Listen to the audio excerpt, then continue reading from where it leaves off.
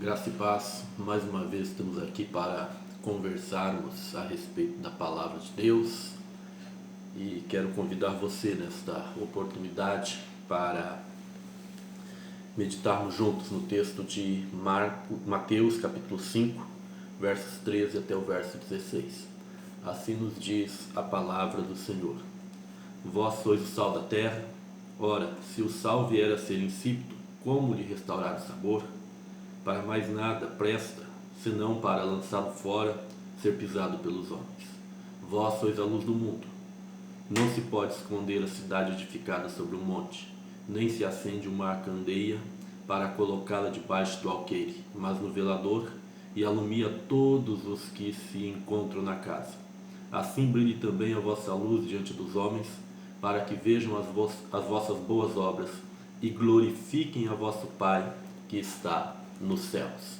Nós temos conversado a respeito do Sermão do Monte e este texto ele vai trazer de uma maneira muito direta aquilo que deve ser a prática do cristão, aquilo que deve ser a prática dos que têm na sua vida as bem-aventuranças. Então quero trazer para vocês nesta oportunidade alguns aspectos que considero relevante no texto que acabou de ser lido. O primeiro aspecto é o seguinte: a questão da identidade. Quem somos? Se nós olharmos para o texto, o Senhor Jesus vai trazer de uma forma muito clara, dizendo assim: vós sois o sal da terra, vós sois a luz do mundo. O ensino bíblico é de que os seguidores de Cristo são sal da terra e luz do mundo. Significa que os cristãos, que nós que cremos em Cristo, somos agentes que promovem a verdade do reino de Deus neste mundo. Isso significa que todo aquele que é verdadeiramente nascido de Deus é sal e é luz nesta terra. Se alguém se diz cristão, mas a vida não revela que ele é sal da terra e que ele é luz do mundo, então há algo de muito errado nisso. E significa que ser sal da terra e ser luz do mundo está intrinsecamente ligado a ser discípulo de Cristo. Então todo discípulo de Cristo, ele é sal da terra e luz do mundo. Para ser sal da terra, para ser luz do mundo, é suficiente ser discípulo de Jesus. É interessante que Jesus coloca aqui não uma forma condicional para ser sal e luz. Ele vai dizer assim: vocês serão sal da terra e luz do mundo. Ou vocês devem ser sal da terra e luz do mundo. Não. Jesus diz de maneira enfática, de maneira definitiva. Jesus vai dizer assim: vós sois o sal da terra e a luz do mundo. Então, meu amado irmão, minha amada irmã, você que me ouve, se você é um crente em Jesus Cristo, se você é um discípulo de Jesus, coloque esta verdade na sua mente. Você se identifica com Ele, então você é sal da terra e você é luz do mundo.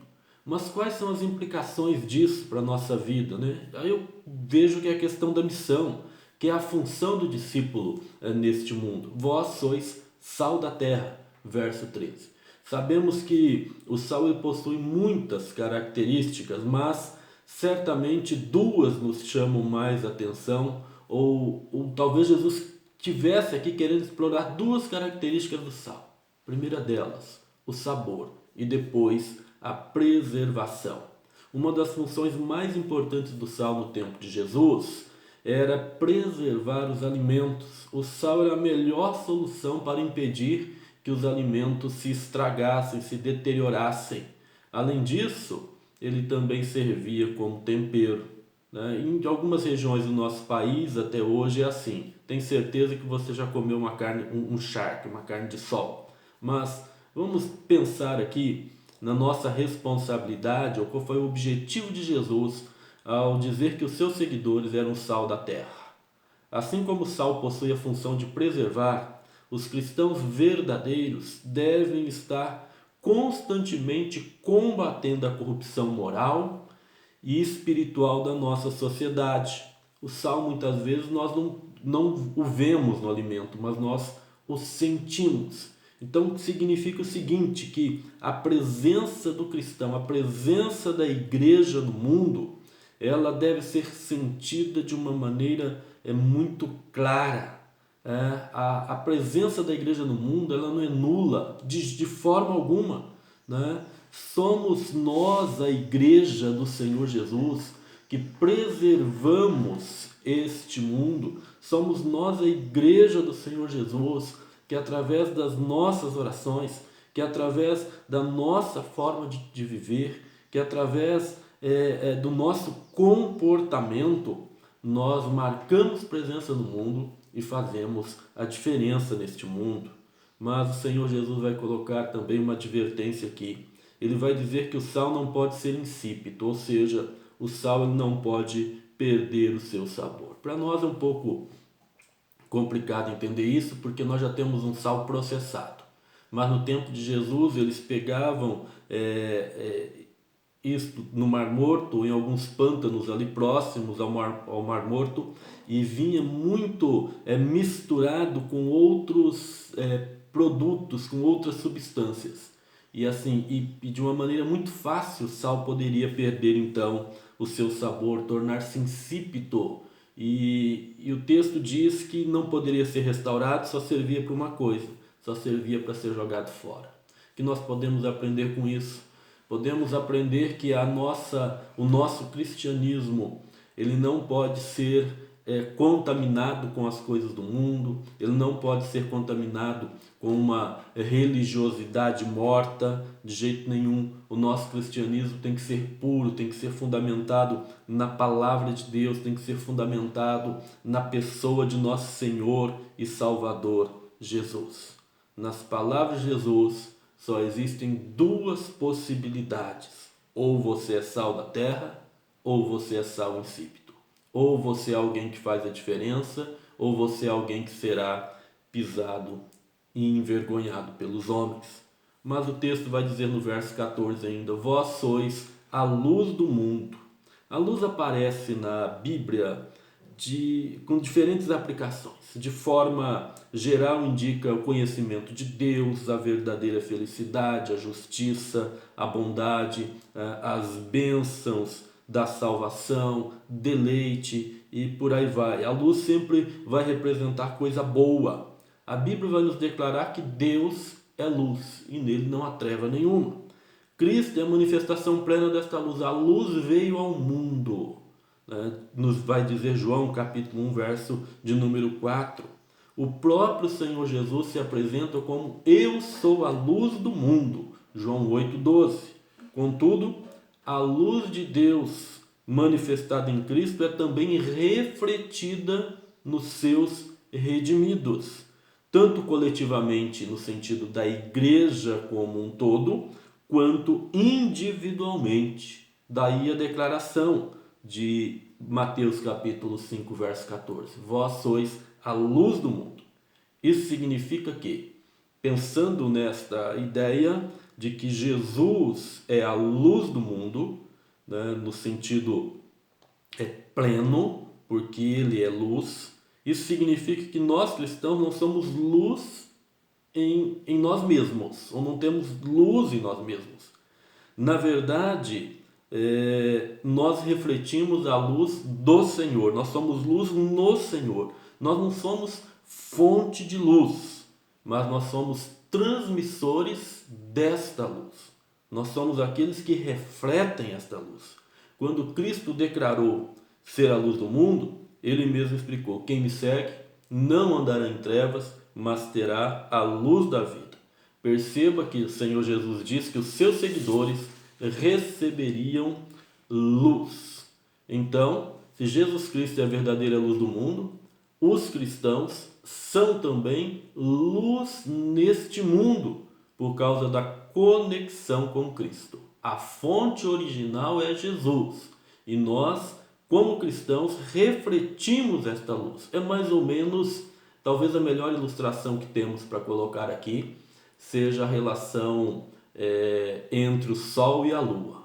O sol possui a luz, mas a lua brilha porque reflete a luz do sol. Os cristãos são luz porque refletem a verdadeira luz do mundo, que é Jesus. Mas também nós vamos encontrar uma outra recomendação aqui do Senhor Jesus, que não se pode esconder a luz. A luz não pode ser escondida. Jesus adverte, Jesus diz, olha, aos crentes, vós sois a luz do mundo. Todavia ele vai dizer também que aquele que recebe a luz deve fazer com que esta luz brilhe diante dos homens. Então isso é inevitável, né? Isso é inevitável. A vida do verdadeiro cristão, ela vai brilhar, assim como uma cidade construída sobre um monte não pode ser escondida. A vida do verdadeiro cristão, ela vai brilhar. A vida do verdadeiro cristão vai iluminar este mundo em trevas.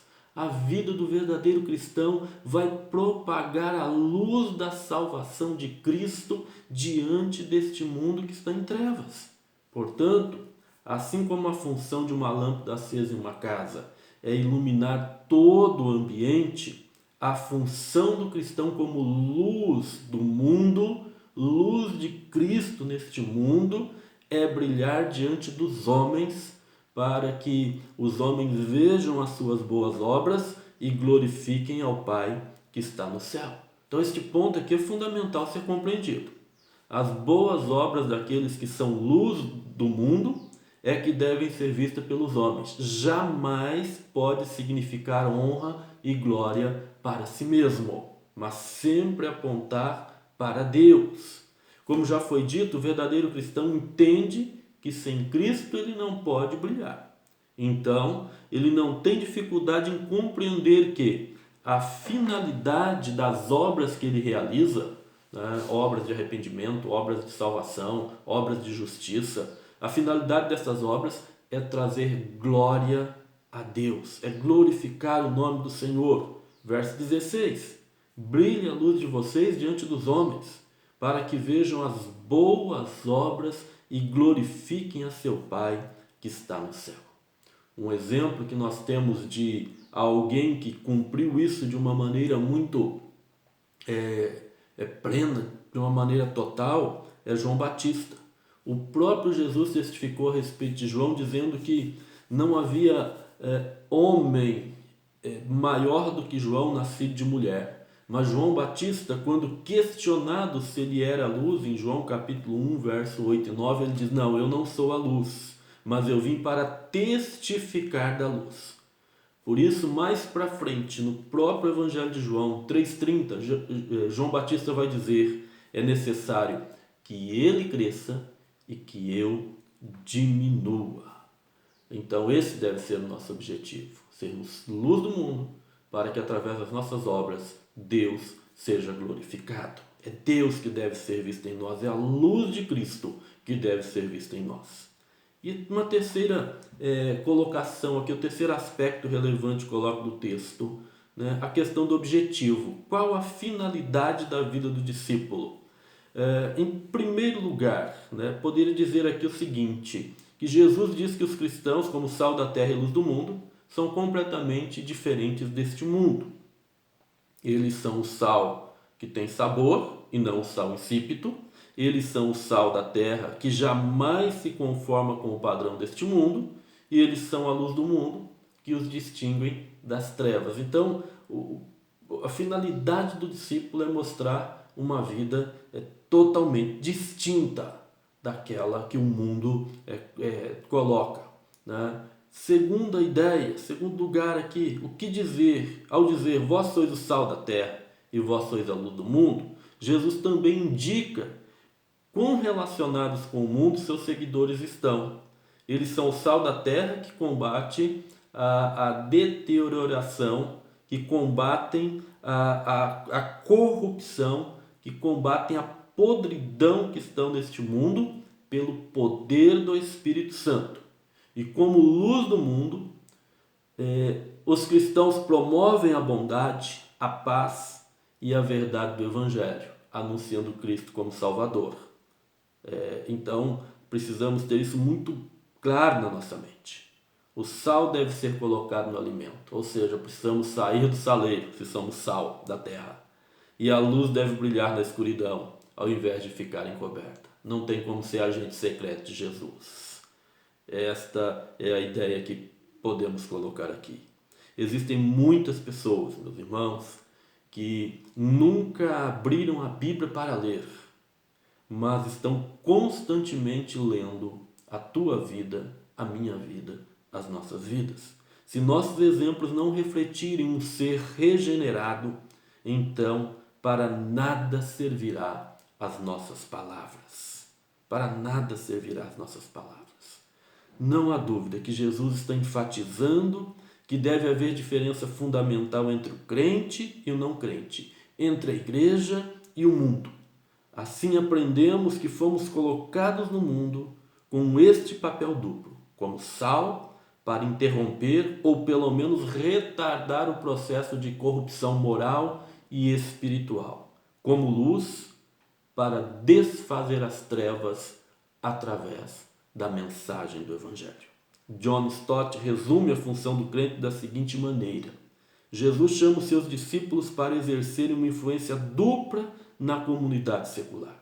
Uma influência negativa, de impedir a sua corrupção, deterioração, e uma influência positiva, de produzir a luz nas trevas, pois impedir a propagação do mal é uma coisa, promover a propagação da verdade, da beleza e da bondade é outra. Lembre-se, somos sal da terra e luz do mundo. E esta não é somente uma frase de efeito, mas é uma exortação à responsabilidade da vida cristã. É uma exortação à responsabilidade individual de cada crente, mas também é uma exortação à responsabilidade da Igreja do Senhor Jesus neste mundo, de ser sal da terra, de ser luz do mundo, para que o nome de Deus seja glorificado diante dos homens. Que o Senhor te abençoe, que o Senhor nos abençoe, a fim de exercermos este papel tão importante que Deus deixou sob nossa responsabilidade. Que vivamos a vida cristã sendo sal da terra e sendo luz do mundo, para a glória de Deus.